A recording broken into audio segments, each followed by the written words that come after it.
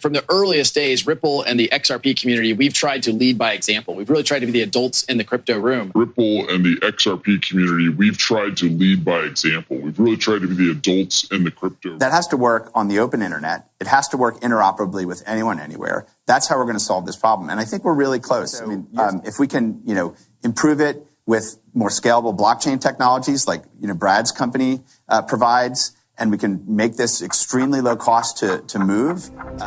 You take the red pill, you stay in Wonderland, and I show you how deep the rabbit hole goes.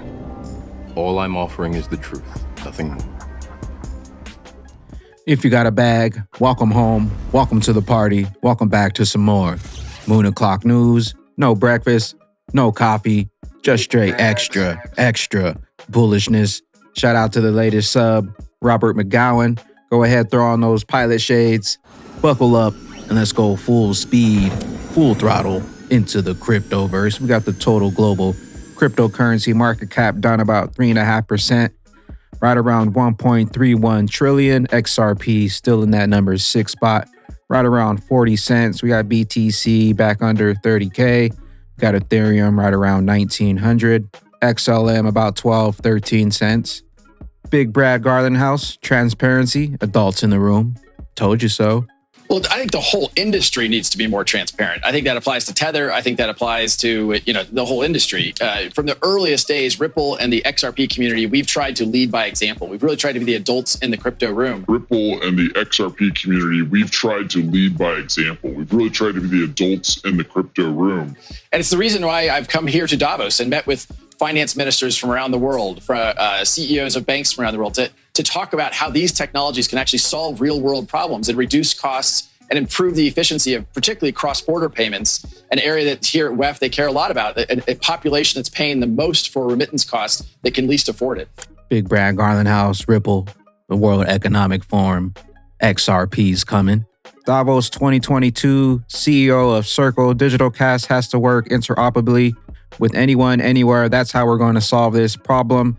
And I think we're really close. Improve it with more scalable blockchain technologies like what Brad's company provides. All roads lead to the interoperable one, XRP. Requirements that emerge. But we have to preserve digital cash. That has to work on the open internet. It has to work interoperably with anyone, anywhere. That's how we're going to solve this problem. And I think we're really close. I mean, USDC itself we've seen over $3.5 trillion of transactions directly on the internet between counterparties. And so if we can, improve it with more scalable blockchain technologies like, Brad's company provides, and we can make this extremely low cost to move, and then enable individuals with digital wallets that can interact, and you can scale into the risk, right, is the way I like to think of it. But at a base layer, if you want to solve for this problem, governments have to accept that people want digital cash. That is a product that they want. And from a remittance perspective, that's critical. If you want to educate someone and say, hey, you should do this digitally, they want to know, is this as good as cash? Can someone turn it off? Can they turn it off? Is it as good as what I get when I get cash? And I think we need to answer that question definitively as a society if we want to solve this remittance problem. All roads lead to the bridge. Ripple who? Scalable blockchain technologies like, Brad's company. You know what's coming. They know what's coming. They can't stop it. Bags packed. Great crypto chat with Big Brad Garlinghouse at Davos. Stay tuned to learn more about cryptocurrencies and how XRP's coming to solve the global liquidity problems. I think in the context, I'm going to give Lou credit. He said something to me before we started talking. Some people are calling the Luna overall debacle a Ponzi scheme. And he said something I thought was actually really insightful, which is it's not a Ponzi scheme. And it's not a Ponzi scheme because he did exactly what he said he was going to do. A Ponzi scheme is when you're lying about what you're doing.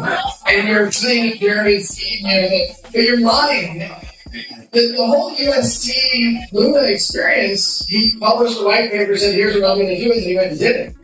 So look, my general view of what happened in the last 7 weeks, certainly we've been through some market resets over time. I view it as probably net good for the industry in the long haul, certainly painful in the short. I think in the context, And the biggest Ponzi scheme of them all, the SEC. They don't want you with those generational wealth bags. XRP Crypto Wolf, the Ripple X team will be upgrading Ripple's XRP Ledger servers and configure Ripple's validators to vote in support of the XLS20 NFT proposal.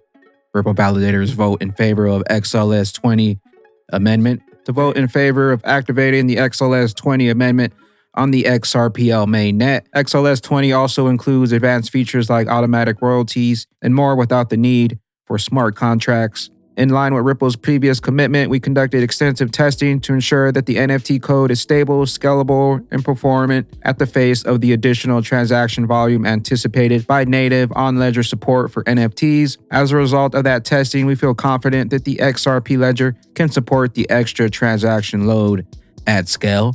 We plan to share the results of our testing in the coming weeks so server operators can better understand the performance characteristics and resource requirements of the server software. In a world where XLS20 is activated, XRP is coming. To further address the scalability and the performance of the network, Ripple continues to work on the open source CLIO project as part of our ongoing commitment to developing best-in-class tools and building on top of open protocols.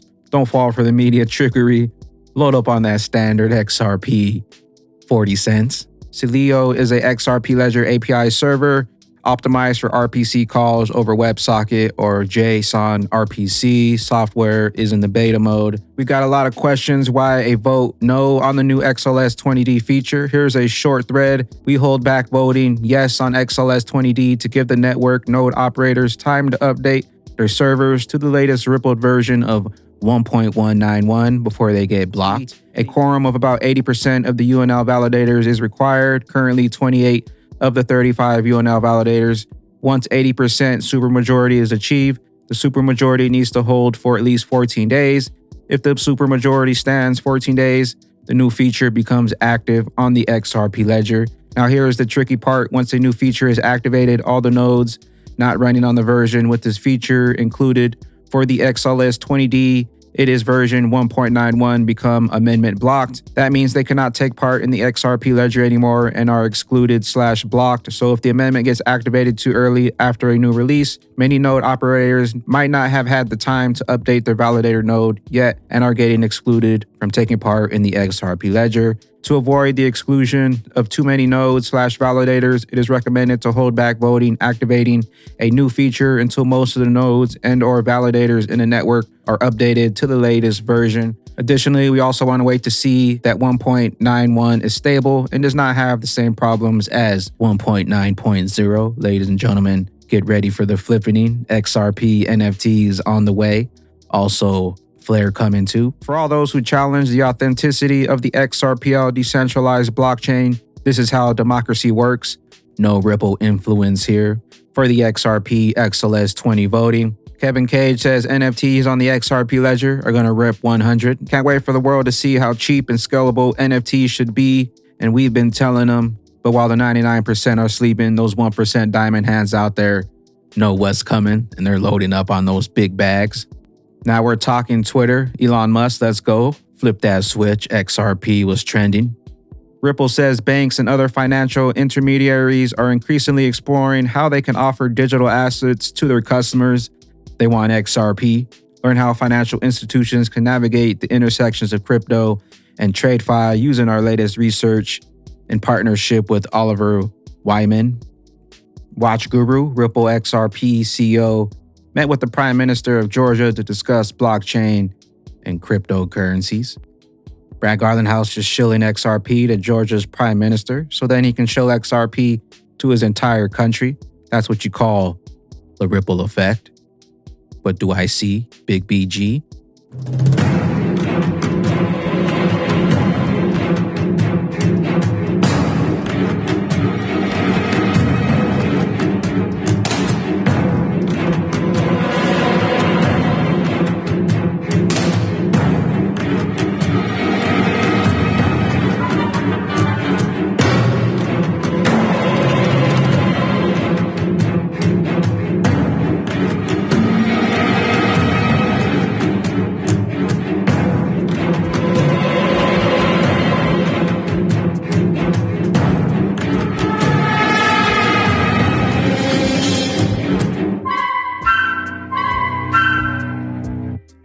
plans within plans within plans.